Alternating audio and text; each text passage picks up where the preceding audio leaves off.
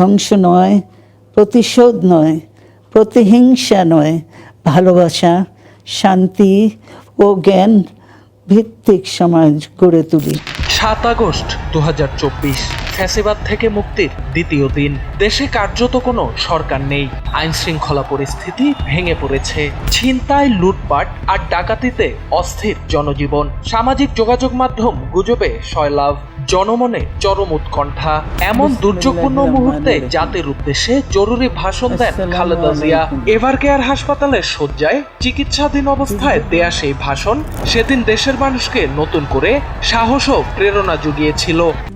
RICL TMX, যুগের পর যুগ স্থাপনা থাকে মজবুত। ভাষণে দীর্ঘ ফ্যাসিবাদ থেকে জাতির মুক্তির জন্য সৃষ্টিকর্তার প্রতি কৃতজ্ঞতা জানান তিনি। একই সঙ্গে আন্দোলনে অংশ নেয়া ছাত্র জনতাকে ধন্যবাদ জানান খালেদা জিয়া। প্রায় 2 বছর 1 মাস 17 দিন কারাবন্দী এবং পরবর্তী 4 বছর গৃহবন্দী থাকার পরও বক্তব্যে একবারের জন্যও তিনি আওয়ামী লীগ কিংবা শেখ হাসিনার নাম উচ্চারণ করেননি। দীর্ঘ আন্দোলন, সংগ্রাম ও ত্যাগের মধ্য দিয়ে আমরা ফ্যাসিবাদী অবৈধ সরকারের কাছ থেকে মুক্তি পেয়েছি। আমি আন্তরিক ধন্যবাদ জানাতে চাই আমাদের বীর সন্তানদের, যারা মরণপণ সংগ্রাম করে অসম্ভবকে সম্ভব করেছে। শত শত শহীদদের জানাই শ্রদ্ধা।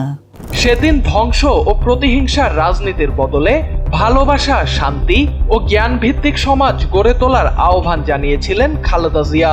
ধ্বংস নয়, প্রতিশোধ নয়, প্রতিহিংসা নয়, ভালোবাসা, শান্তি ও জ্ঞান ভিত্তিক সমাজ গড়ে তুলি।